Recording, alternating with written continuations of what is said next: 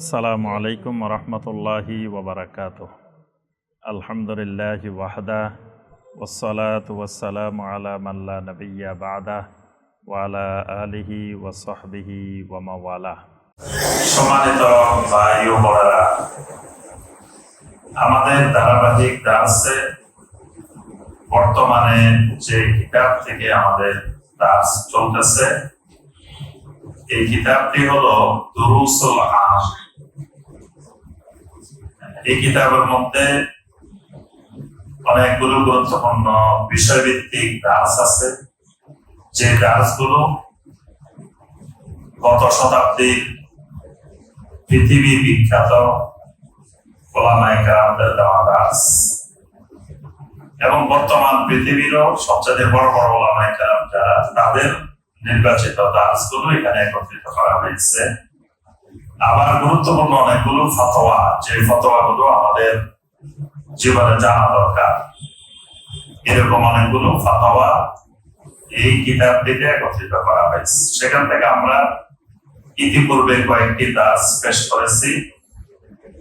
আজকের দার্সে মূলত এই দার্স, আজকের যে দার্স হবে পুরাটাই কিছু প্রশ্নের উত্তর, ফতোয়া, গুরুত্বপূর্ণ কিছু ফতোয়া আজকে আমরা দার্সে আলোচনা করবো ইনশাআল্লাহ। যেই ফতোয়াগুলো দিয়েছেন পৃথিবীর সবচেয়ে বড় বড় ওলামায়ে কেরাম, এবং এই ফতোয়াগুলো আমাদের জন্য খুব দরকারি, জরুরি বিষয়। প্রথম যে ফতোয়াটি দিয়ে আমরা শুরু করব, এটা ফাদিলাতুশ শাইখ আব্দুল্লাহ বিন জিবরিন। আব্দুল্লাহ বিন জিবরিনের নাম শুনছেন? সৌদি আরবের শীর্ষস্থানীয় আলেম, পৃথিবীর শীর্ষ ওলামাদের একজন, এবং তিনি ফতোয়া সংক্রান্ত স্থায়ী কমিটির সদস্য, শাইখ আব্দুল্লাহ বিন জিবরিন। তো তার কাছে একটি প্রশ্ন এসেছে যে কোন মুসলিম কর্মচারী, সরকারি কর্মচারী, তিনি তার ব্যক্তিগত কোন কাজের জন্য সরকারি গাড়ি বা সরকারি জিনিসপত্র ব্যবহার করতে পারবে কিনা? এই প্রশ্নটা গুরুত্বপূর্ণ। আমরা দেখি আমাদের সমাজে দেখা যায় যারা ধরো সরকারি চাকরি করে, সরকার তাকে গাড়ি দিচ্ছেন সরকারের কাজ করার জন্য, তো উনি কিন্তু এই গাড়ি ব্যক্তিগত কাজেও ব্যবহার করে, সব কাজে ব্যবহার করে। তারপরে বা সরকার না, যে কোনো অফিসিয়াল ভাবে থাকে, অফিসের জন্য এটা দেওয়া হয়েছে, দেখা যায় সেইটাকে সে সব জায়গায় ব্যবহার করে। এমনকি দেখা যায় যে মানে সরকারি জিনিসপত্র গুলোকে আমাদের দেশে ব্যক্তিগত জিনিসের মতো মনে করা হয়। তো এই জন্য ওনার কাছে এই প্রশ্নটা আসছে যে এইরকম ব্যবহার করা শরীয়তে জায়েজ আছে কিনা। শাইখ আব্দুল্লাহ বিন জিবরিন এই মাসালার ফতোয়ার উত্তরে যেটা বলছেন, তিনি বলেন যে আল মুআজ্জাফু ইনদা দাওলা ইউতাবারু কাল আমিলে বিউজরা। সরকারের বা রাষ্ট্রের একজন কর্মচারী, তিনি পারিশ্রমিকের ভিত্তিতে নিয়োগকৃত একজন আমেল, মানে একজন কর্মী বা কর্মচারী। তার কাজের জন্য সরকার তাকে যা কিছু দিবেন ফাহুয়া মুতামানুন, এগুলা তার কাছে আমানত। তার যে পদে, যে কাজে তাকে নিয়োগ দেওয়া হয়েছে, এই কাজ করার জন্য তাকে যা কিছু দেওয়া হবে এগুলো একটা আমানত। এবং শুধু গাড়ি না, এখানে আরো অন্যান্য সামগ্রী, এই সামগ্রীর মধ্যে কাগজ হতে পারে, কলম হতে পারে, মানে খুঁটিনাটি যত রকমের জিনিস আছে, এই সব জিনিস তার কাছে আমানত। ফালা ইয়াস্তামিলু শাইয়াম মিনহা ইল্লা বিল আমালিল হুকুমি, সে তার ওই সরকারি কাজ ছাড়া এই জিনিসপত্রগুলো অন্য কোনো কাজে ব্যবহার করা তার জন্য হারাম, তার জন্য জায়েজ। এমনকি তার অফিসের কলম দিয়ে নিজের কাজ করাও হারাম। কারণ অফিসের কলম তার ব্যক্তিগত কাজ করতে দেওয়া হয়, ওই কলম অফিসের কাজের জন্য দেওয়া হয়েছে। তারপরে অফিসের এসি, অফিসের ফ্যান, অফিসের লাইট, এগুলো আমার, এগুলো সে যখন সরকারি কাজ করবে বা তার অফিসের কাজ করবে তখন ব্যবহার করবে। ব্যক্তিগত কাজের জন্য এগুলো ব্যবহার করা যায়। এই জন্য আমরা দেখি ওমর রাদিয়াল্লাহু তাআলা আনহুর যুগে ওমর রাদিয়াল্লাহু তাআলা আনহুর কাছে একজন ব্যক্তি দেখা করতে আসছে, অনেক দূর দূরান্ত থেকে, অনেক কষ্ট করে। তবে রাষ্ট্রীয় কাজে না, আসছেন হলো ব্যক্তিগত কাজ। ওমর রাদিয়াল্লাহু তাআলা আনহু তিনি আসার পরে মোমবাতিটা নিভে গেছে, মোমবাতি দিয়ে কাজ করতেছিলেন। তিনি যখন আসছেন তার সাথে কথা বলবেন, মোমবাতিটা নিভে গেছে। এখন উনি বলেন যে এটা কি করলেন? আমরা দুজনে একটু কথা বলবো, গুরুত্বপূর্ণ, অনেকদিন পরে দেখা হয়েছে, আমি অনেক দূর থেকে কষ্ট করে আসছি, দুজনে একটু আলাপ আলোচনা করবো, কথা বলবো, আপনি মোমবাতিটা নিভে দিলেন। তখন ওমর বিন খাত্তাব রাদিয়াল্লাহু তাআলা আনহু আমিরুল মুমিনিন বললেন যে এই মোমবাতিটা রাষ্ট্রের মোমবাতি, এই মোমবাতি রাষ্ট্রীয় কাজের জন্য দেওয়া হয়েছে আমার, এটা তো আমার তোমার মধ্যে ব্যক্তিগত কথা বলার জন্য এই মোমবাতি দেওয়া হয়। এই মোমবাতি যদি আমরা তোমার ব্যক্তিগত কাজে ব্যবহার করি তাহলে কিয়ামতের ময়দানে আমি খেয়ানতদার, আমানতের খেয়ানতকারী হিসেবে আল্লাহর কাছে উঠতে হবে। সুবহানাল্লাহ। সাহাবায়ে কেরামের আমানত,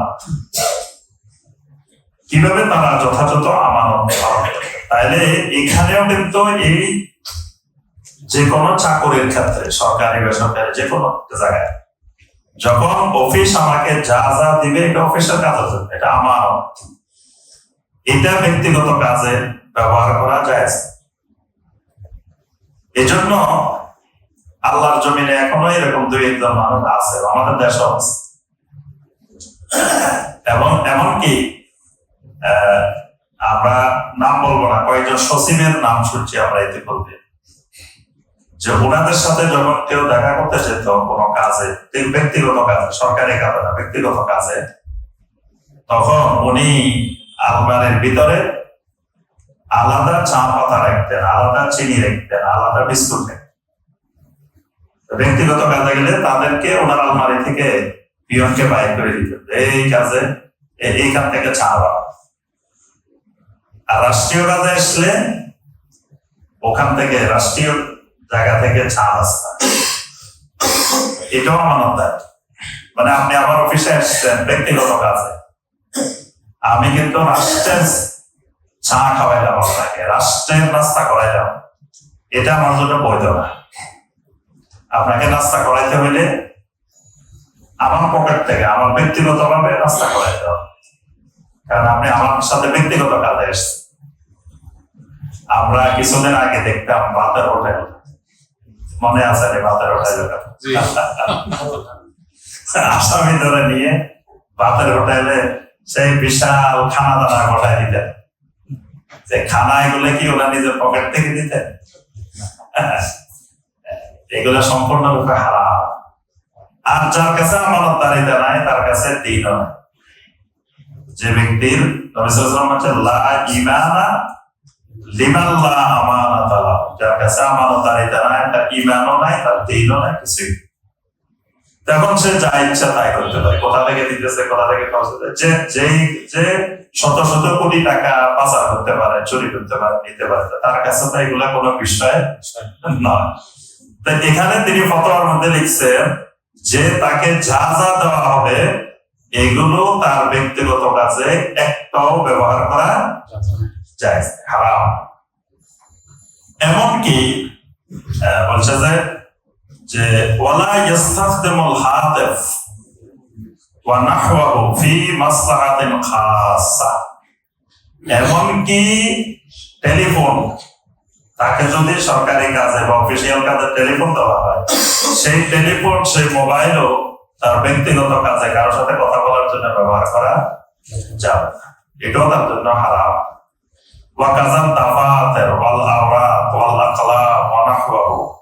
ঠিক এমনি ভাবে তার কাগজ কলম, তার খাতাপত্র, তার কলম যা যা আছে ব্যবহারের জন্য সবগুলা মিন তামামিল আমানা, এগুলাকে সম্মান করতে হবে কি আমানত।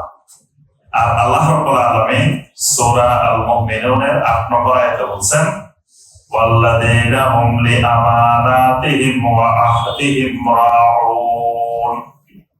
জান্নাতুল ফেরদাউসের ওয়ারিস হতে হইলে এদের বৈশিষ্ট্য হতে হবে ওয়াল্লাযীনা হুম লিআমানাতিহিম ওয়া আহদিহিম রাউন, এরা এদের আমানত এবং অঙ্গীকার, চুক্তি, ওয়াদা রক্ষা করে। আমানত রক্ষাকারী ছাড়া জান্নাতুল ফেরদাউসের ওয়ারিস হওয়া যাবে না। তাহলে এই ফতোয়াটা আমাদের জন্য খুবই জরুরি।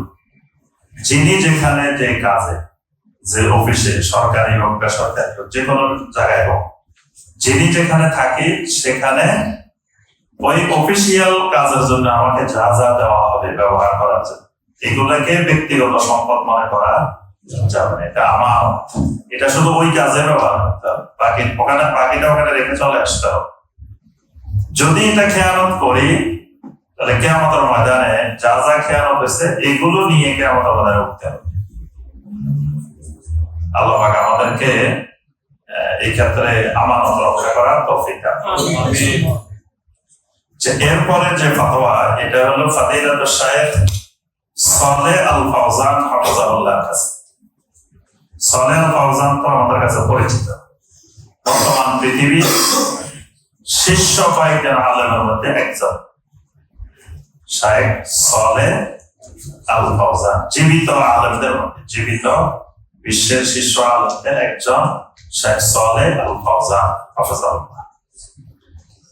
তার কাছে জানতে চাওয়া হয়েছে মা হুকমুল ওয়াশমে আলাল ওয়াজহি ওয়াল ইয়াদাইনি ফাহাযিহি আদাতুন জারিয়াতুন ইনদানা ওয়া মাযা তাফআলুন মান উমিলা বিহা যালিকা ফি সাগারিহা। এই প্রশ্নটা হলো চেহারায় হাতের মধ্যে উল্কি, তারপরে আরেকটা কি বলে ট্যাটু, ট্যাটু, এইগুলোর শরীরে বিধান কি, এগুলো করলে কি হবে, করা যাবে কিনা। আর যদি ছোটবেলায় কারো পরে এখন তুলতেও পারতেছে না, তাহলে সে কি করবে, তার করণীয় কি, এই বিষয়ে তার কাছে ফতোয়া জানতে চাওয়া আছে। বিশেষ করে আমরা আমাদের দেশে যে পয়লা বৈশাখ আসছে, আমরা দেখি যে ছেলেরা মেয়েদের শরীরে উল্কি আনতেছে, তারপরে মেয়েরা ছেলেদের, ছেলেরা মেয়েদের উল্কি আন, অশ্লীলতার বন্যা বয়ে যায়। তো এই ব্যাপারে শরীরী ফয়সালা জানতে চাওয়ার পরে তিনি ফতোয়ার উত্তরে যেটা বলছেন সেটি হলো আল ওয়াশমু মুহাররামুন ওয়া হুয়া কাবীরাতুন মিন কাবাইরিজ যুনুব। উল্কি আঁকা, ট্যাটু আঁকা এগুলো মুহাররাম, হারাম এবং কবিরা গুনাহগুলোর মধ্য থেকে অন্যতম একটি কবিরা গুনাহ। লিআন্না নবী সাল্লাল্লাহু আলাইহি ওয়াসাল্লাম লাআনাল ওয়াশিমা ওয়াল মুস্তাওশিমা। নবী সাল্লাল্লাহু আলাইহি ওয়াসাল্লাম যারা উল্কি আঁকে এবং যাদেরকে এঁকে দেওয়া হয়, মানে যারা অঙ্কন করে, যারকে অঙ্কন করে, উভয়ের উপরে আল্লাহ রাসূল সাল্লাল্লাহু আলাইহি ওয়াসাল্লাম লানত করেছেন। তাহলে যে যার উপরে লানত করা হয়েছে এই কাজ কোন মুমিনের জন্য বৈধ না। কালাহুমা মালউনাতুন আলা লিসান রাসূলিল্লাহি সাল্লাল্লাহু আলাইহি ওয়াসাল্লাম, যে আঁকি দিবে, যার গায়ে আঁকবে, দুইজনের উপরে রাসূলুল্লাহ সাল্লাল্লাহু আলাইহি ওয়াসাল্লামের জবানে লানত বর্ষিত, সে মালউনা, লানত।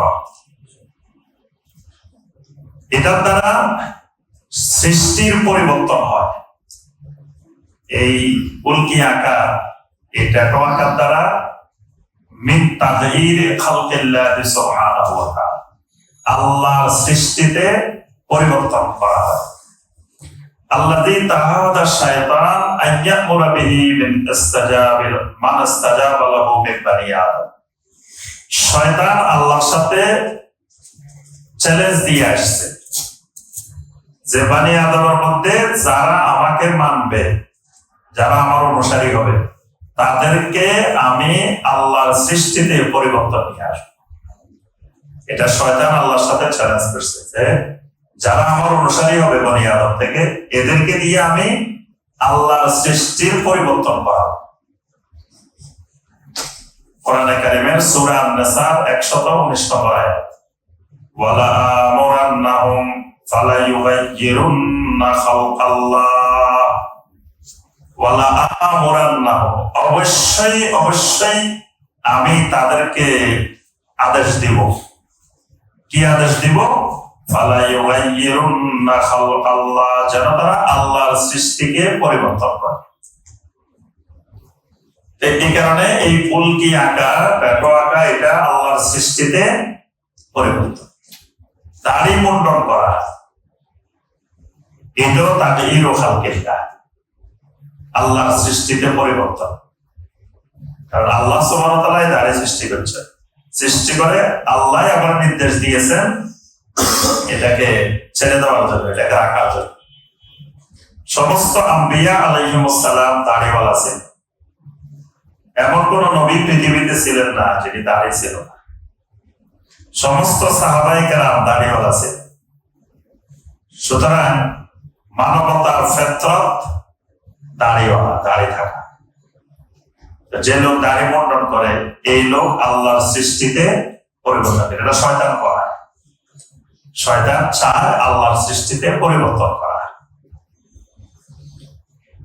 এরপরে এই দাড়ি মুন্ডন করা শুধু সৃষ্টির পরিবর্তন না, এটা ইহুদিদের ফিতরত, এটা ইহুদিদের ফিতরত।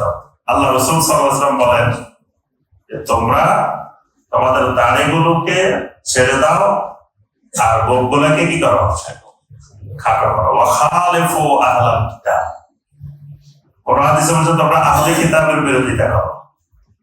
কোন হাদিসে বলছে খালিফুল ইয়াহুদিয়্যিন ওয়াল মুশরিকিন, তোমরা ইহুদি মুশরিকদের বিরোধিতা করো। মানে ইহুদিরা দাড়ি ছোট করে, গোঁফ বড় করে, তোমরা গোঁফ ছোট করো, দাড়ি বড় করো। তাহলে যারা দাড়ি মুন্ডন করে, এটা ইহুদিদের কথা। ইহুদিদের সব ভালো লাগে, তো ইহুদিদের গোলাম হয়ে থাকলে ইহুদিরা তো নির্যাতন করবেই। আল্লাহ সুবহানাহু ওয়া তাআলা ওই জাতিকে, যারা ইহুদিদের সাংস্কৃতিক গোলাম হবে, এদেরকে আল্লাহ সাহায্য করবেন। এটা আল্লাহর ওয়াদা। সূরা আল-বাকারার 120 নম্বর আয়াত আল্লাহ পাক বলছেন, ওয়ালা ইন তাবাতা আহওয়াহুম বা'দাল্লাযী জাআকা মিনাল ইলম মা লাকা মিনাল্লাহি মিন ওয়ালিয়্যিন ওয়ালা নাসীর। যদি তোমাদের কাছে ইলম আসার পরেও তোমরা ইহুদি নাসারাদের সংস্কৃতি অনুসরণ করো, আল্লাহকে তোমরা অভিভাবক হিসাবে, সাহায্যকারী হিসাবে আল্লাহকে পাইবে না, আল্লাহ সাহায্য করবে না। এটা আল্লাহর ওয়াদা। আজকে মুসলিম ইহুদি সংস্কৃতিতে ডুবে আছে, তা আল্লাহ সাহায্য করবে কিভাবে? মুসলিম দাঁড়িয়ে রাখে। তারপরে ইহুদি সংস্কৃতি, সুদ, সুদের ইতিহাস প্রাচীন যুগে সব দেখবেন ইহুদিরা সুদ বানাইছে, সুদের সিস্টেম চালু করছে ইহুদিরা। এটা ইহুদিদের কাজ। ইন্টারমিডিয়েটে আপনারা সবাই ইংলিশে একটা গল্প পড়ছেন, মনে আছে? সুদের গল্প,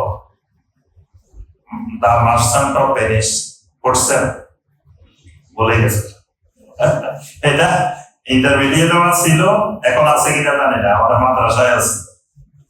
সে ভেনিসের ব্যবসায়ী। কি ব্যবসায়ী? ভেনিস নগরীর সুদের ব্যবসায়ী। সুদের ব্যবসার গল্প আছে। এই ওই ভেনিস নগরীর এই গল্প অনেক আগে, ঈসা আলাইহিস সালামেরও আগে গল্প। তার অর্থ হলো, মানে ইহুদিরাই প্রাচীন যুগ থেকে সুদের কাজ করে এসেছে, সুদের প্রচলন। ইহুদিদেরকে বারবার নিষেধ করা হয়েছিল, আখযিহিমুর রিবা ওয়া কাদ নুহু আনহু, আল্লাহ পাক বলছে তোমাদেরকে বারবার নিষেধ করা হয়েছিল তোমরা যেন সুদ না খাও। এখন সুদের ক্ষেত্রে মুসলমানেরা আগায় গেছে, ইহুদিদেরকে মোটামুটি প্রতিযোগিতা পিছনে ফেলে ইহুদিদের কাজগুলো মুসলমানেরা হাতে নিয়ে নিচ্ছে। দাড়ি কামানোর ক্ষেত্রে এখন দেখবেন ইহুদিরা দাঁড়িয়ে রাখে, মুসলমান ইহুদিদের কাজটা নিয়ে নিচ্ছে সতর্ক, মুসলমানেরাই দাঁড়িয়ে রাখে। এবং মুসলমানেরাই সুদ, পরিবারে ঘরে সব জায়গায় সুদ আর সুদ, ইহুদিদের কার্যক্রম। এই জন্য নবী সাল্লাল্লাহু আলাইহি ওয়াসাল্লাম বলেন এমন একটা সময় আসবে আমার উম্মতেরা ইহুদিদেরকে এমন ভাবে অনুসরণ করবে যে হাজওয়ান না লেবিন না, জুতার এক ফিতা যেরকম আরেক ফিতা একই রকম থাকে, এইরকম আমার উম্মতেরা ইহুদিদেরকে অনুসরণ করা শুরু করে। মুসলমানেরা সিরা প্যান্ট পরে ঘুরে ঘুরে, মুসলমানের সন্তান দেখবেন সিরা প্যান্ট পরে ঘুরে। সিরা প্যান্ট পরা এটা মুসলমান সংস্কৃতি, এটা ইহুদিদের সংস্কৃতি। হাফ প্যান্ট পরে ঘুরে ঘুরে মুসলমানের সন্তানরা, মুসলমানের সন্তানরা চুল কাটে ইহুদিদের মতো, দাড়ির কাটিং করে ইহুদিদের মতো, সব চাল চলনে সব জায়গায় ইহুদি। ইহুদিদের ফেতরা আমিন শুনলে ইহুদিদের কাজ হবে, এটা ইহুদিদের অভ্যাস না। এখন দেখবেন ইহুদি লাগে না, মুসলমানদের কাজ হবে। আমিন শুনলে কেরাত ভুলি যায়, আপনারা জোরে আমিন করে কেন আমার কেরাত ভুলি গেছে। কি ইমান, কি আলেম, আমিন শুনে তার কেরাত ভুলি গেছে। শয়তান এক ধাক্কা দিলে আলেম বলে। আমার স্মরণীয় ঘটনা আছে কুমিল্লা এক জায়গায় প্রোগ্রামে গেছি, তো মাগরিবের সময় ওই মসজিদে সালাত আদায় করতে গেছি। অনেক ভাইয়েরা আসছে প্রোগ্রামে, আমি ইমাম সাহেবের পিছনে দাঁড়াইছি। তা এখন এই অনেক ভাইয়েরা মাগরিবে আসছে, আমিন জোরে বলছে। তারপরে সালাম ফেরানোর পরে ইমাম সাহেব রাগে ক্ষোভে মানে এদিকে ফিরে বসছে, জোরে কেন আমিন বলল। তো ইমাম সাহেব উঠে কিছু বলে না, ইমাম সাহেব বসে দিচ্ছে চুপ করে। মুয়াজ্জিন সাহেব উঠে কয়, আচ্ছা কম তো সাহেব, আপনারা যে কামান করছেন বালা করছেন নি। মুয়াজ্জিন সাহেব উঠে কইতেছে, আপনারা যে কামান করলেন বালা করছেন নি। আমার সাথে পাঁচটা মুয়াজ্জিন মানুষেরা বলতেছে, আপনারা যে জোরে আমিন বললেন এই কাজটাকে ভালো করছেন। আচ্ছা ওই কোনা দিয়ে একজন উঠে কয়, বাইরে আজ এমন ডরানি ডরাইছি আজকে মানে আর কোনোদিন ইচ্ছা ডরাই না। আমিন জোরে কইছে, এই কারণে নাকি সে ভয় পেয়েছে। তারপরে ওই এলাকায় মানে ওই প্রোগ্রাম করার জন্য তারা অনেক বাধা দিছে, বলে আলহামদুলিল্লাহ প্রোগ্রাম হয়েছে। এখন আলহামদুলিল্লাহ ওই এলাকা আলে হাদিস মসজিদ হয়েছে, সহিয়াকিদের মসজিদ ওই এলাকায় আলহামদুলিল্লাহ। তো এখন আমিন বললে এটা ইহুদিরা রাগান্বিত হয়, ইহুদিদের কাজ চলে। কারণ এখানে বলা হচ্ছে গায়রিল মাগদুবি আলাইহিম, মাগদুবি আলাইহিম ইহুদিরা। যখন সবাই বলতেছে আমিন, তখন ইহুদিরা এটা সহ্য করতে পারে। এখন ইহুদিদের এই সংস্কৃতি মুসলমানের মধ্যে চলে এসেছে, মুসলমান আমিন বলে রাগ করে জ্বলে। ইহুদিদের অভ্যাস ইউহারিফুনাল কালামা আন মাওয়াদিহি, ইহুদিরা আল্লাহর কিতাবের বিকৃতি করছে। এখন আল্লাহর কিতাবের বিকৃতি মুসলমানরা করে, ইহুদিরা লাগে না। আয়াতে বলছে একটা, এরা মানুষকে বোঝায় আরেকটা। আয়াতের সাথে তার কথার সাথে বা যেটা দলিল দিচ্ছে কোনো দূরতম সম্পর্ক নাই। এটা ইহুদিদের ফিতরাত এখানে চলে এসেছে। তো যতদিন পর্যন্ত মুসলিমেরা ইহুদিদের সংস্কৃতি ছাড়বে না, ততদিন আল্লাহ ইহুদিদেরকে দিয়ে মুসলমানদেরকে মার খাবে। যখন ছাড়বে তারপর আল্লাহ মুসলিমদের উপরে, ইহুদিদের উপরে মুসলিমদেরকে বিজয় দান করবে। এজন্য ছোট খাটো সব বিষয়ে ইহুদি কালচার, ইহুদি সংস্কৃতি মুসলিমদেরকে ছাড়া ফরজ। এজন্য দেখবেন অনেক হাদিস আছে, আল্লাহ রাসূল সাল্লাল্লাহু আলাইহি ওয়াসাল্লাম বারবার বলছেন, খালিফুল ইয়াহুদিকিন, খালিফুল মুশরিকিন, খালিফু আহলাল কিতাব। তোমরা আহলে কিতাবের মুখালাফাত করো, আহলে কিতাবের বিরোধিতা করো। মানে কৃষ্টি কালচারে আহলে কিতাব ইহুদি খ্রিস্টানদের অনুসরণ করা যাবে না। আল্লাহ পাক আমাদেরকে হেফাজত করুন। এই কথাটা আমরা বলছিলাম যে যারা উল্কি আঁকে, ট্যাটু আঁকে, এটা আল্লাহর সৃষ্টিতে পরিবর্তন এবং এটা শয়তানের অনুসারী হওয়া। আচ্ছা, এখন এরপরে আরেকটা প্রশ্ন ছিল এখানে, যে যারা ছোটবেলায় বা আগে করে ফেলছে, এখন উঠানো যাচ্ছে না, তাহলে কি করবে? অনেক সময় এমন ভাবে করে যে এটা তোলা যায় না, এরকম ভাবে করে। তো এখানে শেখ সালেহ আল ফাওজান হাফেজাহুল্লাহ তিনি বলছেন যে যদি তোলা সম্ভব হয় তাহলে সে অবশ্যই তুলবে, আনতাতুবা ইলাল্লাহ সুবহানাহু ওয়া তাআলা, তুলে ফেলবে এবং আল্লাহর কাছে তওবা করবে এই কবিরা গুনাহ। আর যদি এটা তোলা সম্ভব না হয় তাহলে এটা যতদিন পর্যন্ত তার মধ্যে থাকবে গুনাহ অব্যাহত থাকবে। এজন্য তাকে অবশ্যই চেষ্টা করতে হবে তাকে তুলে ফেলার যে কোনো উপায়। আর যদি কোনোভাবে সম্ভব না, তাহলে সে আল্লাহর কাছে তওবা করবে, ইস্তিগফার করবে। আর এটা যেহেতু সে আর কিছু করতে পারতেছে না, তার কিছু করার নেই, আল্লাহ সুবহানাহু ওয়া তাআলা চাইলে তাকে ক্ষমা করে দিবে, কিন্তু আল্লাহ সুবহানাহু ওয়া তাআলার কাছে সে তওবা করতে হবে, ইস্তিগফার করতে হবে। আচ্ছা, এবার আসেন আরেকটি প্রশ্ন।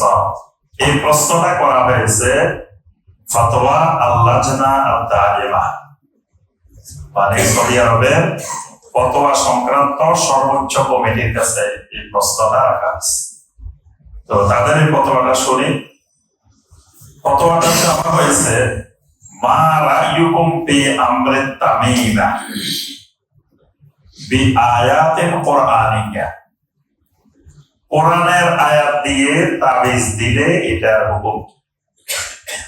কোরআনের আয়াত দিয়ে যদি তাবিজ এরকম হয়, অথবা কোন মুসলমান কোরআনের আয়াতকে কোন জায়গায় লিখে টাকায় রাখা, পর্দার মধ্যে বা কোনো কাগজের মধ্যে কিছুর মধ্যে লিখে টাকায় রাখে। অনেকে দেখুন দোকানের মধ্যে টাকায় রাখে, অনেকে বিভিন্ন জায়গায় এরকম লিখে টাকায় রাখে। তো এই ব্যাপারে শরীয়ী হুকুম কি, এই ফতোয়া জানতে চাওয়া হয়েছে। তো তারা ওই ফতোয়া সংক্রান্ত সর্বোচ্চ কমিটি উত্তরে বলেন, কিতাবাতু আয়াতিন মিনাল কুরআন আও তা'লিকুহা আও তা'লিকুল কুরআন কুল্লাহু আলা লাফযি ওয়া নাহবি। তারা বলছেন কোরআনে কারিমের আয়াত লিখে কোথাও ঝুলিয়ে রাখা, অথবা হাতের মধ্যে, পায়ের মধ্যে, কোমরের মধ্যে বেঁধে রাখা, এই আশঙ্কায় যে এটা লাগায় রাখলে কোনো ক্ষতি হবে না, অথবা ক্ষতি হইলে যেটা ক্ষতি হয়েছে এটা চলে যাবে। দুইটা হইতে পারে, একটা হলো এখনো ক্ষতি হয়নি, আগে থেকে লাগাই রেখেছে যে এটা থাকলে আর কোনো ক্ষতি হওয়ার সম্ভাবনা নাই, অথবা ক্ষতি হয়েছে সে ক্ষতিটা দূর করার জন্য। এই ক্ষেত্রে কোরআনে কারিমের আয়াত ব্যবহার করা যাবে কিনা। তো এখানে তারা বলছেন যে এই ফতোয়ার উত্তরে আহলুল ইলমদের থেকে দুই ধরনের উত্তর পাওয়া যায়। কোন কোন আহলুল ইলম এই ক্ষেত্রে কোরআনে কারিমের আয়াত দিয়ে লেখাকে অনুমোদন দিয়েছেন, আবার কোন কোন আহলুল ইলম নিষেধ করেছেন। তো যারা নিষেধ করেছেন তাদের দলিল হলো নবী সাল্লাল্লাহু আলাইহি ওয়াসাল্লাম বলছেন, ইন্নার রুবা ওয়াত তামাইমা ওয়াত তিওয়ালা শিরকুন, যে রুকা, যে তারফুক করা হয় কোরআন সুন্নাহর বাইরে, যে তামিমা দেওয়া হয়, তাগা সুতা দেওয়া হয়, এগুলো সব শিরক। এখানে নবী সাল্লাল্লাহু আলাইহি ওয়াসাল্লাম কোরআনে কারিমকে আলাদা করেন না, কোরআন দিয়ে দিলে হবে না এটা বলেন না। সব ধরনের তামিমাকেই নবী সাল্লাল্লাহু আলাইহি ওয়াসাল্লাম শিরক চলছে, মানে যদি এখানে আলাদা করেন নাই যে গাইদাল কোরআন, কোরআন দিয়ে দিলে হবে না, কোরআন ছাড়া বাকিটা দিলে হবে, এরকম কোরআনকে নবী সাল্লাল্লাহু আলাইহি ওয়াসাল্লাম আলাদা করেন না। তো এই কারণে প্রথম কথা, কোরআনে কারিম দিয়েও তাবিজ দেওয়া যাবে না। দ্বিতীয় কথা, এটা সাত্তু জারায়, ইসলামের শরিয়ার একটা নীতিমালা হলো সাত্তু জারায়। সাত্তু জারায় মানে এমন একটা কাজ যেই কাজটার অনুমোদন দিলে অসংখ্য হারামের রাস্তা খুলে যাবে, কিন্তু যে কাজটা এটা হালাল কাজ, কিন্তু এটার অনুমতি পাইলে হারাম রাস্তার দিকে ধাবিত হবে, তখন এই হালালটাও শরীয়তের দৃষ্টিতে হারাম। এটাকে শরীয়তের পরিভাষায় বলা হয় সাদ্দু যারায়। ওইদিন একজন আমার কাছে এক জায়গায় প্রশ্ন নিয়ে আসছে যে আমি ধরেন একজনকে 1000 টাকা কর্জে হাসানা দিলাম, তো উনি আমাকে 1 বছর পরে 1000 টাকা ফেরত দিচ্ছে। এখন তো 1 বছর পরে আমার এই টাকার মান কমে গেছে। আগে 1000 টাকা 1 বছর আগে আমি যেটা পাইতাম, এখন তো আমি 1000 টাকায় ওইটা পাবো না। এখন 1000 টাকা জিনিস কিনতে গেলে আমার 1200 টাকা লাগে, তাহলে তো আমার টাকার মান কমে গেছে। তাহলে উনি কি আমাকে এখন 1000 টাকা দিবে না 1200 টাকা দিবে? আমি তো বেশি নিতেছি না, মানে আমি টাকা সমান সমানে নিতেছি, কিন্তু আমার টাকার মান তো 1 বছর পরে কমে গেছে। তাহলে আমি 1 বছর পরে 1200 টাকা নেবো, মানে 1 বছর আগে 1000 টাকা, 1 বছর পরে 1200 টাকা। তার কথা তো যুক্তি আছে। এখন যদি আমরা ফতোয়া দিই, ঠিক আছে আপনি দিতে পারেন, এই ফতোয়া দিয়ে সুদের ব্যবসা এমন রকম শুরু হবে যে আবার ফতোয়া পাইছে যে যেহেতু টাকার মান কমে যায় তাহলে নেওয়া যাবে। এই ফতোয়া পাইলে দেখবেন যে সুদের অনেক রাস্তা খুলে যাবে।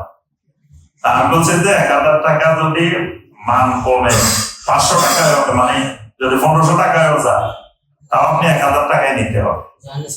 1000 টাকার 1 টাকা বেশিও নেওয়া যাবে। দেখো তাহলে আমার উপরে জুলুম হয়েছে না? আমি কই না জুলুম হয় না, আপনার প্রতি এহসান হয়েছে। কারণ কর্জে হাসানার নিয়ম হলো যে আপনি যাকে কর্জে হাসানা দিবেন, উনি যদি ফেরত দিতে অক্ষম হয়ে পড়ে আপনি ক্ষমা করে দিবেন, এই নিয়তে দিতে হবে। সক্ষমতা থাকলে উনি অবশ্যই দিতে হবে। যদি উনি অক্ষম হয়ে যায় তাহলে কি করবেন? ক্ষমা করে দিবেন। এটার নাম কর্জে হাসানা। তো উনি যে অক্ষম হয় নাই, উনি যে আপনার টাকাটা ফেরত দিতে পারছে, এটা তো আপনার প্রতি এহসান হয়েছে।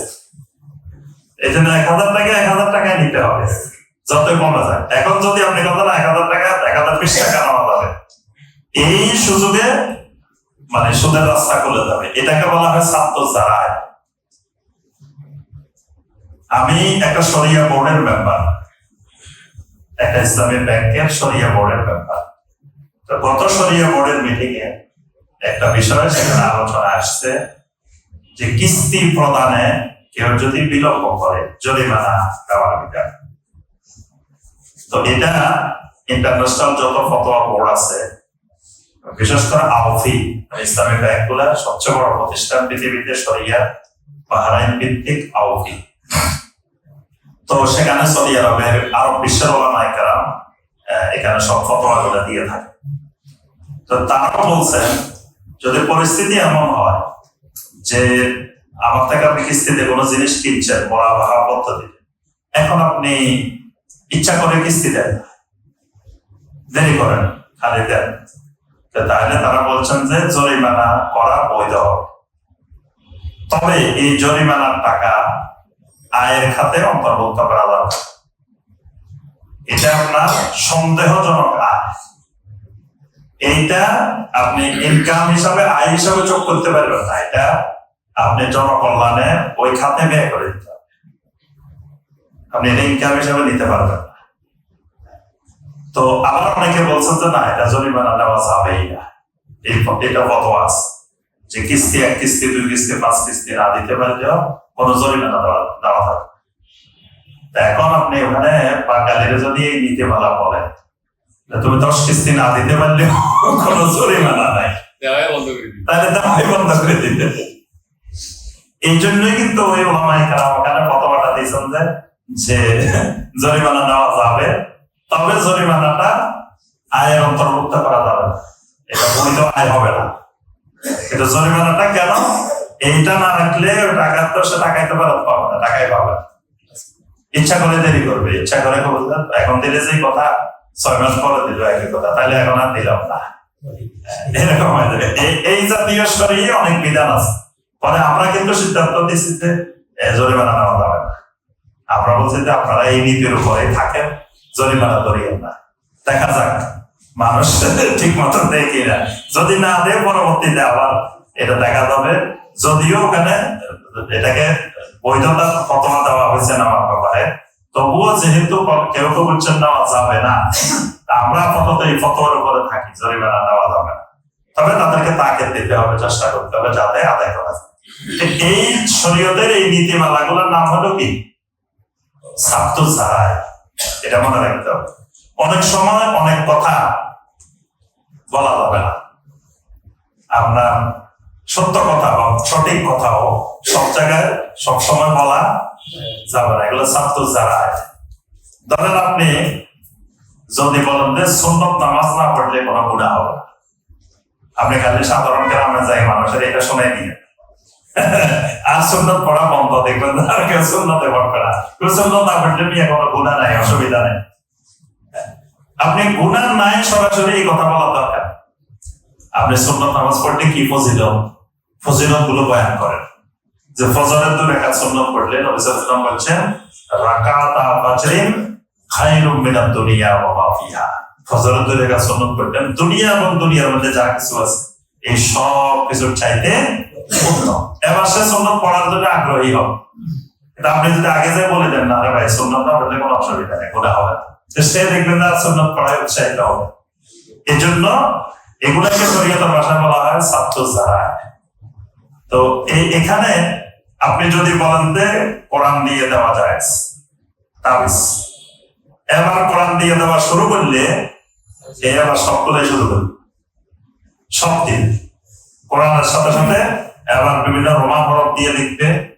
তারপরে আপনার জিবরাইলের নাম লিখবো, মিকাইলের নাম লিখবো, তারপরে আপনার ফেরাউনের নাম লিখবো, এইভাবে শয়তানের নাম লিখবো, ইবলিসের নাম লিখবো, সব শুরু করবে লেখা।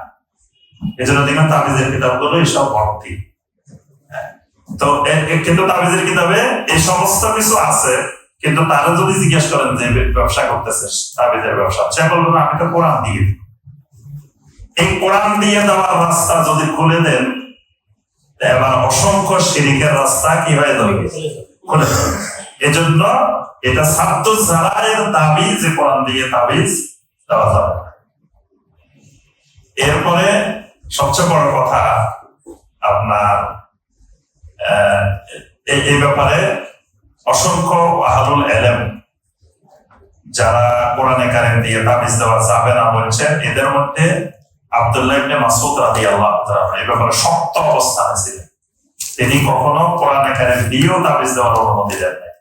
ইমাম আহমদ বিন হাম্বল রাহমাতুল্লাহ এছাড়া মুতাআখিরিন উলামায়ে কেরাম কোরআন দিয়েও তাবিজ দেওয়ার অনুমতি দেন না। তো সুতরাং এটা থেকে আমাদেরকে বিরত থাকতে হবে। আসলে এরপরে আরেকটা ফতোয়া, লাজনা দায়মা লিল ইফতা, সৌদি আরবের সর্বোচ্চ ফতোয়া সংক্রান্ত কমিটি, তারা বলছেন তাদের কাছে একটা প্রশ্ন যে আপনার যে কোন ব্যক্তি যে একটু আগে আমি যে মাসালাটা বলছি এটাই, যে যদি কোন ব্যক্তিকে এই ভিত্তিতে লাভের ভিত্তিতে কোন জিনিস বিক্রি করলো কারো কাছে, বিক্রি করার পরে দেখা গেল আপনার সে এটা থেকে লাভ হওয়ার পরে আপনার যেভাবে কিস্তি দেওয়া দরকার সেভাবে সে কিস্তি দেয় নাই, মানে প্রতি মাসে যেভাবে দেওয়া দরকার সেভাবে দেয়, তাহলে এই যে কিস্তির কারণে তার উপরে জরিমানা আরোপ করা যাবে কিনা, এটাই লাজনা দায়মা কত আছে। তো লাজনা দায়মা বলছেন ওইটাই যে এই ক্ষেত্রে আসলে গ্রাহককে যা যে টাকা দেওয়া হবে, গ্রাহকের সাথে যে চুক্তি হবে এর অতিরিক্ত নেওয়াটা স্বাভাবিকভাবে রেবা, মানে সুদ, এটা রিবা হবে, সুদ হবে। এজন্য এই রেবা নেওয়াটা বৈধ হবে না। এই ক্ষেত্রে যদি ওই নিতে বাধ্য হয় তাহলে এই জরিমানা করবে তবে সেটা মিন ফুকারা ওয়া মাসাকিন ওয়া ইসলাহে মারাফিকের আম্মা, অর্থাৎ এই টাকাগুলো ইনকাম হিসাবে, আয় হিসাবে নিতে পারবে না। এগুলোকে ফকির, মিসকিন এবং সামাজিক বিভিন্ন কাজে এগুলোকে ব্যয় করতে হবে, এগুলো আয় হবে না। আরেকটা হলো বলছেন যে সুদভিত্তিক কোন দোকান বা সুদভিত্তিক কোন প্রতিষ্ঠান, ব্যবসা বাণিজ্য, এই ক্ষেত্রে কোন ধরনের লেনদেন করা তার জন্য শরীয়ী দৃষ্টিতে বৈধ হবে না। অর্থাৎ সুদভিত্তিক প্রতিষ্ঠানের সাথে কোন ধরনের ব্যবসা বাণিজ্য, কেনা বেচা, এগুলো শরীয়তের দৃষ্টিতে বৈধ না। আরেকটা প্রশ্ন মুহাম্মদ বিন সালেহ আল উসাইমিন রাহিমাহুল্লাহর কাছে ছিল যে কিছু মুসল্লি বাচ্চাদেরকে মসজিদে নিয়ে আসে, ছোট ছোট বাচ্চা নিয়ে আসে, যারা এখনো সালাত সম্পর্কে কিছুই জানে না। এরা মসজিদে আসে, ডিস্টার্ব করে, আর এইসব বাচ্চাদেরকে কাতারের মাঝখানে রাখে। তো এই ব্যাপারে শরীয়ী হুকুম, এটা মুহাম্মদ বিন সালেহ আল উসাইমিন রাহিমাহুল্লাহর কাছে ফতোয়াটা আসছে। তিনি উত্তরে বলছেন যে এত ছোট, যেই ছোট বাচ্চা এখনো তার হিতাহিত বা সাধারণ কোনো জ্ঞান তার মধ্যে এখনো নাই, এরকম বাচ্চা মসজিদে আনা লা ইয়াজুজ, জায়েজ নেই। কারণ লিআন্না ফি যালিকা আদিয়াতুল লিল মুসলিমিন আল্লাযীনা ইউআদ্দুনা ফারিদাতাম মিন ফারাইদিল্লাহ, কারণ এর মাধ্যমে মুসলিমদেরকে কষ্ট দেওয়া হয়। যারা আল্লাহর ফরজ আদায় করতে আসছে, এই ফরজ আদায়ের ক্ষেত্রে কষ্ট দেওয়া হয়, তার সালাতে বিঘ্ন ঘটায়, তার সালাতে মনোযোগ থাকে না, খুশু থাকে না, তাদের একটা ফরজ ইবাদতে মুসলিমদেরকে কষ্ট দেওয়া হয়। নবী সাল্লাল্লাহু আলাইহি ওয়াসাল্লাম একবার নবী সাল্লাল্লাহু আলাইহি ওয়াসাল্লামের কাছে কেউ এসে বললেন, আমার পাশের ভাই এমন ভাবে কেরাত পড়ে, আমি কেরাত পড়তে পারি না, আওয়াজ করে করে পড়তে, আমার পাশের জনের পড়তে কষ্ট হয়। নবী সাল্লাল্লাহু আলাইহি ওয়াসাল্লাম তখন বললেন, লা ইয়াজহারান্না বা'দুকুম আলা বা'দিন ফিল কিরাআহ, তুমি কেরাত পড়বে, তোমার কেরাত তুমি শুনবে, তোমার কেরাত যেন পাশের ভাইয়ে না শুনে। মানে এত আওয়াজে পড়িও না যে পাশের জন তারটা পড়তে পারতেছে না। এখনো দেখবেন মাঝে মাঝে মুসল্লি আছে এমন ভাবে পড়ে পাশের জনের পড়তে কষ্ট হয়। তো নবী সাল্লাল্লাহু আলাইহি ওয়াসাল্লাম নিষেধ করছেন। কেন নিষেধ করছেন? যে যাতে একজন মুসলিমের একজন সালাত আদায়কারী কষ্ট না হয়। আবার নবী সাল্লাল্লাহু আলাইহি ওয়াসাল্লাম আরেকটা হাদিসে বলছেন, লা ইউদিয়ান্না বা'দুকুম বা'দা, তোমরা একজন আরেকজনকে কষ্ট দিও না। তো সুতরাং এত ছোট বাচ্চা যে সালাতে ডিস্টার্ব করে, সমস্যা করে, এরকম বাচ্চাদেরকে মসজিদে আনা জায়েজ।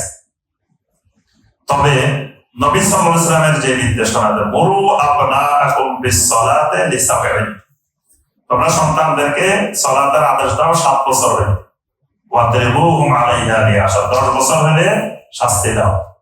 তাহলে 7 বছর হয়ে গেলে এরকম বাচ্চাদেরকে মসজিদে আনা যাও। এটা নবী সাল্লাল্লাহু আলাইহি ওয়াসাল্লামের নির্দেশ, যেহেতু তাদেরকে সালাতের জন্য নির্দেশ দিতে বলা হয়েছে। তো নরমালি এর জন্য 7 বছরের আগে যদি বাচ্চা এমন হয় যে কারো ডিস্টার্ব করে না, তাহলে আনা যাবে। কিন্তু যদি এমন হয় যে অন্যদের সমস্যা তৈরি করে সালাতের মধ্যে, তাহলে 7 বছরের আগে আনাটা জায়েজ।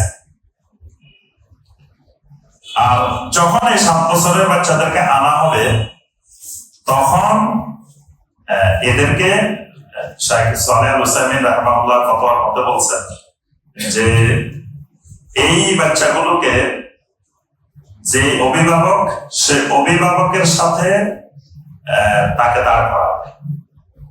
মানে প্রথম কাতারে হোক, দ্বিতীয় কাতারে হোক, অভিভাবক যার সাথে আসবেন তার সাথে এই সব বাচ্চা দাঁড়াবে। এবং তাকে এখানে ফতোয়ার মধ্যে তিনি বলছেন যে তাকে পিছনে ঠেলে দেওয়া যাবে না। যে ধরেন মুরব্বীরা সব সামনে আসলো, ওই বাচ্চা সব পিছনে দিই, এবার তো বাচ্চারা এখানে সবাই একসাথে হই, এবার এমন অবস্থা তৈরি করবে আর কেউ নামাজ পড়া লাগবে না, সবাই একসাথে হয়ে গেছে। এই জন্য তিনি বলছেন যে তাদেরকে এভাবে একসাথে পিছনে ছেড়ে দেওয়া হবে। যিনি যে অভিভাবক তিনি তার সাথে রাখবেন, সেটা প্রথম কাতারে হোক, দ্বিতীয় কাতারে হোক, যে কোনো কাতারে হোক, এবং এই কাতারে দাঁড়ানোর কারণে কোন ধরনের অসুবিধা হবে না। আর এই ক্ষেত্রে তিনি বলেন বাচ্চাদেরকে যদি পিছনে ঠেলে দেওয়া হয় অনেকগুলো ক্ষতির দিক আছে। একটা হলো দেখা যাবে যে সেই সলাতের প্রতি নিরুৎসাহিত হয়ে যাবে, মসজিদে আসার প্রতি সলাতের প্রতি তার উৎসাহ হারাইবেন। এই জন্য আমাদেরকে এরকম বাচ্চাদেরকে মসজিদে আসার ব্যাপারে উদ্বুদ্ধ করা দরকার। মসজিদে আসলে সে যাতে আরো বেশি বেশি আসে সেই ব্যবস্থা থাকা দরকার। তো এই ক্ষেত্রে তাদেরকে আমরা সাথে রাখবো, শরীরে কোনো সমস্যা হবে না।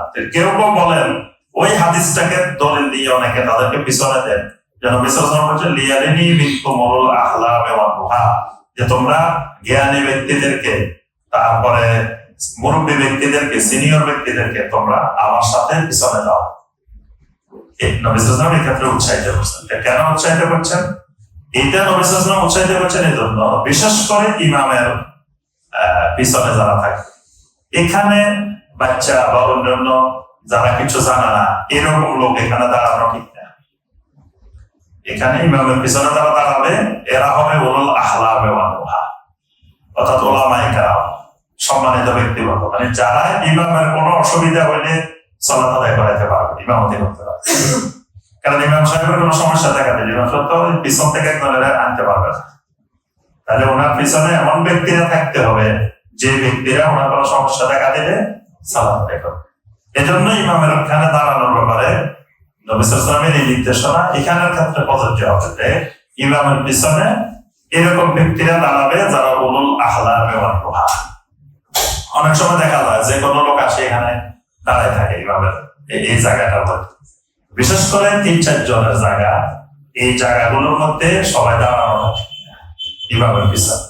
এখানে মুয়াজ্জিন দাঁড়াবে বা আরো ওলামায়ে কেরাম থাকলে যারা ওই যে পরবর্তী ইমাম হতে পারে বা ইমামের কোনো ভুল ত্রুটি হইলে যারা সংশোধন করতে পারে।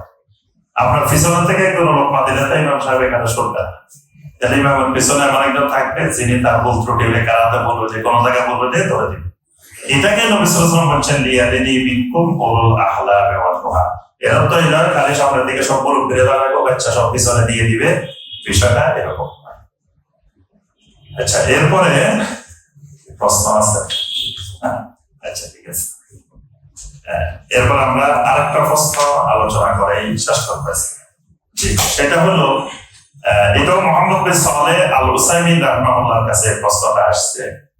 সেটি হলো হালিল জান্নাত ওয়ান নার মাওজুদাতান আল-আন, মানে জান্নাত জাহান্নাম তৈরি করা আছে কিনা, বর্তমানে জান্নাত জাহান্নাম তৈরি করা আছে নাকি আল্লাহ পাক তৈরি করবেন, এই প্রশ্নটা। তিনি উত্তর বলছেন নাম মাওজুদাতান, জান্নাত জাহান্নাম দুটাই তৈরি করা আছে। এটা দলিল কি? কোরআনে কারিমে আল্লাহ পাক বলছেন সূরা আলে ইমরানের 13 নম্বর আয়াত, ওয়াত্তাকুন নার আল্লাতী উইদ্দাত লিল কাফিরিন, তোমরা ওই জাহান্নামকে ভয় করো যে জাহান্নাম কাফেরদের জন্য তৈরি করা আছে, তৈরি করা হয়েছে। উইদ্দাত বলছেন তার অর্থ হলো রেডি করা আছে, তৈরি করা। আবার জান্নাতের ব্যাপারেও বলছেন সূরা আলে ইমরানের 133 নম্বর আয়াত, ওয়াসারি'ু ইলা মাগফিরাতিন মির রাব্বিকুম ওয়া জান্নাতিন আরদুহাস সামাওয়াতু ওয়াল আরদ উইদ্দাত লিল মুত্তাকিন। এখানে উইদ্দাত লিল মুত্তাকিন, মুত্তাকিনদের জন্য তৈরি করা হয়েছে, রেডি করা আছে। তাহলে কোরআনের আয়াত দ্বারা সরাসরি বোঝা যায় যে জান্নাত জাহান্নাম তৈরি করা আছে। হাদিসের মধ্যে আসছে নবী সাল্লাল্লাহু আলাইহি ওয়াসাল্লাম বললেন যে একদিন নবী সাল্লাল্লাহু আলাইহি ওয়াসাল্লাম সূর্য গ্রহণ হল। তো সেদিন নবী সাল্লাল্লাহু আলাইহি ওয়াসাল্লাম দাঁড়াইলেন, সালাত আদায় করলেন। নবী সাল্লাল্লাহু আলাইহি ওয়াসাল্লামের সামনে আল্লাহর পক্ষ থেকে জান্নাত এবং জাহান্নামকে উপস্থাপন করা হয়। নবী সাল্লাল্লাহু আলাইহি ওয়াসাল্লাম জান্নাত দেখতে পেলেন, তারপরে নবী সাল্লাল্লাহু আলাইহি ওয়াসাল্লাম জাহান্নামও দেখলেন। আর জাহান্নামের মধ্যে নবী সাল্লাল্লাহু আলাইহি ওয়াসাল্লাম দেখলেন আমর ইবনে লুহাই আল-খুজাই। আমর ইবনে লুহাই আল-খুজাই হলো আরবের মধ্যে নবী সাল্লাল্লাহু আলাইহি ওয়াসাল্লামের আগে, মানে সবচেয়ে বড় আলেম হলো আমর ইবনে লুহাই আল-খুজাই। এবং আল্লাহর ঘরে মূর্তি ঢুকাইছে এই বড় আলেম, এই দরবেশ, এই পীর সাহেব। এর নাম হলো আমর ইবনে লুহাই আল খুজাই। আল্লাহর ঘরে সর্বপ্রথম মূর্তি ঢুকাইছে। আর তখন একদল যুবক বাধা দিছে, প্রচন্ড আকারে বাধা দিছে, বলছে না আল্লাহর ঘরে মূর্তি ঢুকানো যাবে না। তখন মুরব্বীরা আসি মিয়া আমাদের বড় হুজুরে বুঝে না, তোমরা বুঝো, তোমরা কি জানবে? যুবকদের কথা শুনে নাই মুরব্বীরা, এত বড় হুজুর উনি কইতেছে ঢুকানোর জন্য, তোমরা যুবকেরা কি জানো, কি পড়ালেখা করছে? উনি বুখারী শরীফ পড়ায়, হয়তো উনি 40 বছর ধরে বুখারী শরীফ পড়ায়, তোমরা কি জানো বুখারী? বাংলা বুখারী পড়ি, তোমরা তিন বুঝো। দেখেন বর্তমানে কারণে কিছু কইলে বাধা দিলে এরকম বলে। ওই সময় যুবকদেরকে তারা পাত্তাই দেন। এই বড় আলেম আমর ইবনে লুহাই আল খুজাই, আল্লাহ রাসূল সাল্লাল্লাহু আলাইহি ওয়াসাল্লাম তাকে জাহান্নামের মধ্যে দেখছেন। ইয়াজুরু কুসবাহু ফিন্নার, তাকে জাহান্নামের মধ্যে টেনে টেনে নিয়ে যাওয়া হচ্ছে। এরপরে নবী সাল্লাল্লাহু আলাইহি ওয়াসাল্লাম জাহান্নামের মধ্যে আরো অনেক ব্যক্তিদেরকে দেখছেন। এই নবী সাল্লাল্লাহু আলাইহি ওয়াসাল্লাম এগুলোর বর্ণনা দিয়েছেন। মেরাজের রাত্রে নবী সাল্লাল্লাহু আলাইহি ওয়াসাল্লাম জান্নাত দেখছেন, জাহান্নাম দেখছেন। অনেক বর্ণনা হাদিসের মধ্যে আছে, জান্নাতের মধ্যে এটা এটা দেখছেন, তারপর জাহান্নামের মধ্যে এদেরকে দেখছেন। জাহান্নামের মধ্যে অধিকাংশ দেখছেন কি না, জান্নাতের মধ্যে অধিকাংশ দেখছেন গরিব মানুষ, দুর্বল মানুষ। তাহলে বোঝা যায় এর মাধ্যমে যে বাদাল্লাহ যালিকা আলা আন্নাল জান্নাতা ওয়ান নার মাওজুদাতান আল-আন, জান্নাত জাহান্নাম এখন বানানো আছে। আচ্ছা, এবার প্রশ্ন হলো, আল্লাহ পাক কোরআনে কারিমে বলছেন আপনার কুল্লু মান আলাইহা ফান ওয়া ইয়াবকা ওয়াজহু রাব্বিকা যুল জালালি ওয়াল ইকরাম, সব কিছু ধ্বংস হয়ে যাবে, শুধু আল্লাহ পাকের চেহারা অবশিষ্ট থাকবে। তাহলে কি জান্নাত জাহান্নাম ধ্বংস হয়ে যাবে? কুল্লুর মধ্যে জান্নাত জাহান্নাম অন্তর্ভুক্ত কিনা? কারণ যদি থাকে তাহলে তো আল্লাহ বলছে কুল্লু মান আলাইহা ফান, সব ধ্বংস হয়ে যাবে। এটা কিন্তু মুতাজিলাদের প্রশ্ন। মুতাজিলাদের কথা জান্নাত জাহান্নাম এখন নাই, আল্লাহ পাক বানাবেন। যখন আমাদেরকে জান্নাত দেওয়ার দরকার পরে বানাবেন। তো তাদের দলিল কি? তাদের দলিল হলো যদি থাকে তাহলে তো কুল্লু মান আলাইহা ফান, এটা ধ্বংস হয়ে যাবে। আল্লাহ ছাড়া সব তো ধ্বংস হয়ে যাবে, তাহলে জান্নাত জাহান্নাম তো ধ্বংস হয়ে যাবে। এর উত্তরে শেখ সালেহ আল উসাইমিন রাহিমাহুল্লাহ তিনি বলেছেন আল জান্নাতু ওয়ান নার তাবগিয়ান, জান্নাত জাহান্নামও অবশিষ্ট থাকবে, এটা ধ্বংস হবে না। কারণ এটা দলিল কি? আল্লাহ সুবহানাহু ওয়া তাআলা সূরা আল-বাইয়িনার মধ্যে বলেছেন ইন্নাল্লাযীনা আমানু ওয়া আমিলুস সালিহাতি উলাইকা হুম খায়রুল বারিয়া জাযাউহুম ইনদা রাব্বিহিম জান্নাতু আদনিন তাজরি মিন তাহতিহাল আনহারু খালিদিনা ফিহা আবাদা। এইখানে আল্লাহ পাক আবাদা শব্দ ব্যবহার করেছেন। আবাদা, আবাদান মানে এটা আর মানে ধ্বংস হবে না, এটা আবাদা, এটা চিরস্থায়ী, এটা স্থায়ীভাবে এটা থাকবে। ঠিক জাহান্নামের ব্যাপারেও আল্লাহ রাব্বুল আলামিন কোরআনে কারিমে 3 আয়াতে আবাদান ব্যবহার করছে। তো এই আবাদান দ্বারা বোঝা যায় যে এই জান্নাত জাহান্নাম ধ্বংস হবে না। তো এই হলো মোটামুটি এই প্রশ্নের উত্তর। এরপরে আরো ফতোয়া আছে, আমরা ইনশাআল্লাহ আরেক এলাকায় পরবর্তী ফতোয়ায় যাব। আল্লাহ পাক আমাদেরকে আমল করার তৌফিক দান করুন, দ্বীনকে সঠিকভাবে জেনে বুঝে ওই আলোকে আমল করার আল্লাহ পাক তৌফিক দান করুন।